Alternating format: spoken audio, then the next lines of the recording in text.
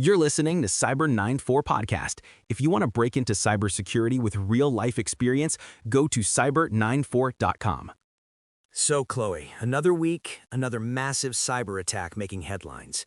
This time, it's the Japanese e-commerce giant Askul, and the numbers they're just staggering. The report says over 700,000 records were compromised in a ransomware attack. It's a huge one, Ben.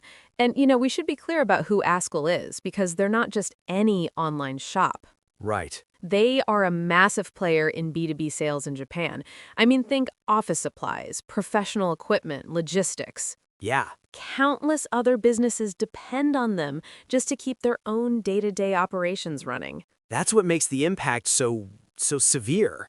The attack wasn't just, a data leak. Right. The company detected the intrusion on October 19th, and the report says it took them until early December to get many of their services back online.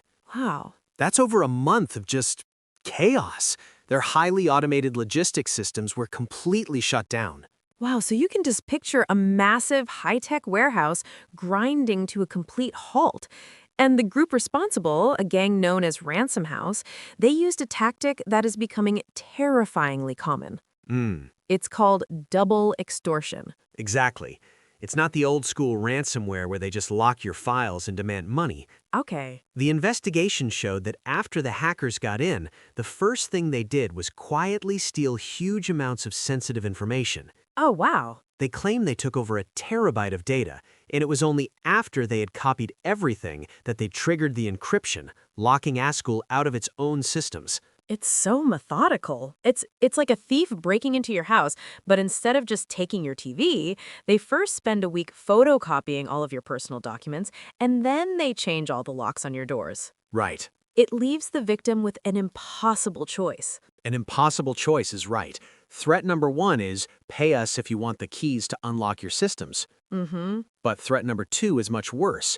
Pay us or we will publish all of your company's secrets, customer lists, and employee data for the entire world to see. And based on the timeline, it looks like Askul made the incredibly difficult decision not to pay. Yeah. Ransom House followed through on their threat and started leaking the stolen data publicly in November and December. Wow. You have to respect the bravery, but the consequences are massive. I mean, we're talking about nearly 600,000 business customer records and over 130,000 consumer records being compromised. And it gets worse. They also stole information on business partners, regular employees, and even company executives. Jeez. The attack itself was, a textbook digital heist. It started with something as simple as compromised credentials, likely a stolen username and password. From that one foothold, they explored the network, disabled security software, and here's the most brutal part. They deleted the company's backup files before launching the final encryption. Deleting the backups is just ruthless. It's the digital equivalent of your kidnapper burning the only map out of the forest. Exactly.